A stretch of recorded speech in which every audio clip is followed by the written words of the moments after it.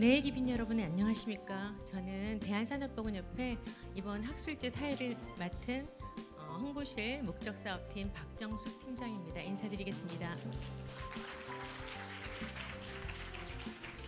지금부터 대한산업보건협회 제9회 산업보건 학술제를 시작하겠습니다. 나는 자랑스러운 희극이야.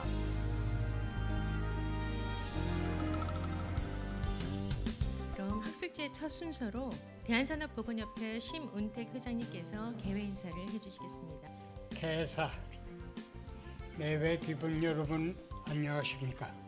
오늘 이 학술 제가 근로자의 건강을 최우선으로 하는 산업보건의 참뜻이 이루어지고 가지가 확산될 수 있게 함께 뜻을 모으는 자리가 되기를 바랍니다.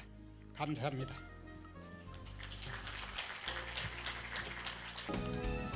예, 반갑습니다. 저는 고용노동부에서 산재 예방 보상 국장을 맡고 있는 박하진입니다. 산업보건협회 주최하는 학술제가 개최 9회째로 들었습니다. 진심으로 축하드리고 이런 자리에 초청해 주셔서 감사합니다.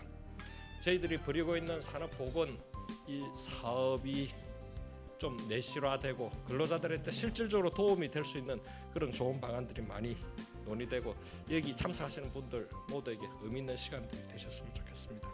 대한산업보건협회가 올해 53주년을 맞는데요. 상당히 오랜 장년의 길로 접어들고 있습니다. 53주년을 축하드리고 또 오늘 학술제를 축하드립니다. 그리고 관련 분야에서 일하는 많은 동료들이 산업보건의 축제에 같이 할 수 있도록 초대해 주신 데 대해서 감사드립니다. 이렇게 훌륭한 학술제를 준비해 주신 대한산업보건협회 심운택 회장님 그리고 임직원 여러분 그리고 회원 여러분들께 다시 한번 감사드리며 오늘 학술제가 뜻깊게 진행되고 매우 성과가 좋은 그런 학술제가 되기를 기원합니다. 감사합니다. 오늘 주제를 모두 다 참여해서 좀 디스커션 할 수 있어서 정말 근로자들이 안심하고 일을 할 수 있는 그런 환경들이 만들어졌으면 합니다. 감사합니다. 네, 축사해주신 박하진 국장님 그리고 CSR 사회적 책임의 이해와 산업보건 사업의 역할이라는 주제로 특강을 시작했습니다. 유명훈 대표님은 아마 우리가 하는 이 일이 얼마나 사회적으로 중요한 일인가에 대해서 공감하시는 것 같습니다. 우리가 과연 이 사회적 책임과 이 산업보건 이 사업 자체의 어떤 역할 이런 것들이 어떻게 되는지에 대한 부분을 간략하게 좀 같이 말씀을 나눠보려고 합니다. 우리가 CSR이 뭐냐라는 걸 이해하기 위해서는 반드시 이렇게 윤리 경영과 지속 가능 경영의 상관관계를 다 알고 있어야 돼요. 여러분들이 하고 계시는 이 산업보건 분야의 다양한 활동들이 좀 사회적으로 재미있고 좀 이슈화가 될 수 있도록 자꾸 노출이 되고 커뮤니케이션 됐으면 좋겠어요. 앞으로 다양한 기회를 통해서 이 CSR과 산업보건에 대한 콜래보레이션, 앞으로의 전략적인 진행 방향, 그다음에 기업 조직에서 CSR을 통해서 어떻게 산업보건을 정착시키고 활성화할 것이냐 이런 부분에 대한 본격적인 논의와 어떤 협업 이런 것들을 좀 만들어냈으면 좋겠다라는 생각이 듭니다. 우리나라 전체 그 산업보건 활동하는 기관들의 역량의 수준을 가늠할 수 있지 않을까 하는 생각이 듭니다. 대형 화재 진압 후 소방관들 검진할 때 어떻게 우리가 무엇을 가서 봐야 제대로 하겠는가 이런 얘기들을 서로 나누면서 소변 특수검사 항목을 선정하는 이런 회의가 있었고요. 이분을 이제 사후관리 대상 리스트로 해가지고 이렇게 꾸준히 관리하고 있는 모습이 있었습니다. 거의 대부분 C2, D2로 내리고 있는데 과연 이렇게 하는 게 옳은가? 앞으로는 이제 분명히 이게 몇 가지 또 과정들 점검 과정을 거쳐서 거치지 않으면 이렇게 그냥 일정 패턴에 의해서 판단하는 것들을 다 이제 특수검진에서 평가해서 문제 삼을 가능성이 있고 그러니까 그런 것들을 통해서 우리가 질이 조금씩 좀 높아지는 기회를 삼았으면 좋겠다 이렇게 말씀을 드리면서 그리고 일부 부실기관에 대해서 정기점검을 강화하고 신뢰성을 높여서 하겠다. 근데 별로 그렇게 강화하는 것 같지 않습니다. 그리고 아까 메탄올 얘기했는데 요번에도 또 이제 두 번에 이제 해서 또 측정기관 평가를 했죠. 그런데 불구하고 여전히 메탄올 문제 터지고 있고 노동부가 점검하면 측정기관들 또 부실하다가 또 나옵니다. 갑이 갑질을 하더라도 을끼리 뭉쳐서 값에 정당한 대항을 하는 거는 필요하다고 봅니다. 그래서 그런 면에서 너무 주눅들지 말고 열심히 일하는 부분에서 좀 목소리를 내고 힘있게 하셨으면 좋겠습니다. 기관에서 근무하시면서 이런 평가도 받으시고 또 준비도 하시고 해서 발제 못지않게 그 가치 있는 경험들, 얘기들을 들을 수 있을 것 같습니다. 실질적으로 이 사람들이 이 기관이 뭐 검진 나가서 또는 원내 검진을 할 때 실질적으로 행하는 거를 좀 보고 문제가 있으면 사업주 그 담당 회사를 찾아가던가 담당 그 근로자를 만나가지고 이거에 대한 평가를 하는 게 더 바람직하다라는 생각은 전 하고 있습니다. 늘 그렇지만은 소급 적용되죠, 평가 기준이. 그리고 이런 부분에 있어서 전문가 집단인 각 학회들이 좀 더 의견을 낼 수 있도록 공청회와 시간을 주고 시간과 공간을 줬으면 좋겠습니다. 이상입니다.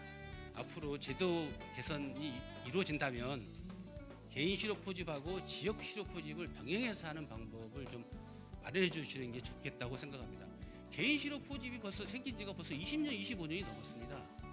근데 이제 지금쯤이면 한번 지역 포집 실업도 병행하는 것도 괜찮을 것 같다는 생각이 들어서 우리 전문가들이 내가 하는 일에 조금 더 기분 좋아서 조금 더 열정 쏟아서 했던 일들을 그렇게 보람 있게 나누는 게 정말 평가의 방법이 아닌가 그런 생각을 해봤습니다. 세계 학회에서 회장님들 머리 맞대시고 정말 우리들이 현장에서 정말 전문가다운 일을 할 수 있도록 제도 개선을 어떻게 할 것인지에 대해서 말만 하지 말고 반영될 수 있게끔 적극적으로 고민해 주셨으면 좋겠습니다. 정말 우리들 조금만 관심 가지면 해결할 수 있는 아주 사소한 문제부터 아주 그야말로 거대한 담론까지 우리들의 그 전문가들의 활동 영역 또 근로 조건, 대우 이런 것들까지 정말 오늘 많은 얘기가 된 것 같아요. 스펙트럼이 아주 커졌는데요.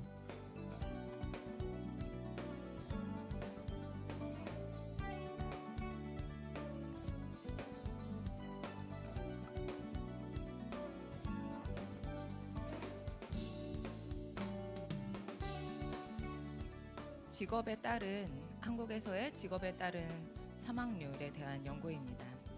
가장 이제 주요 결과라고 볼 수 있는 연령 표준화 사망률을 직업 군별로 제시한 표입니다.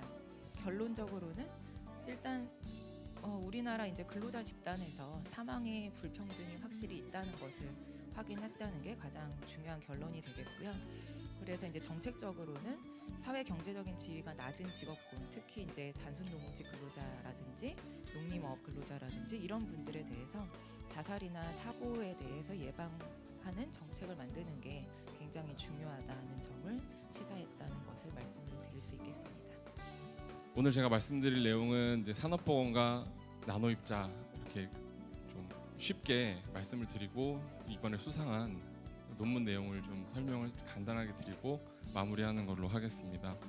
우리 이제 산업보건 측면에서 봤을 때 나노입자에 대한 노출 평가나 이제 독성학 또는 역학 조사 이런 것들이 거의 이루어지지 않고 있는 게 현실입니다.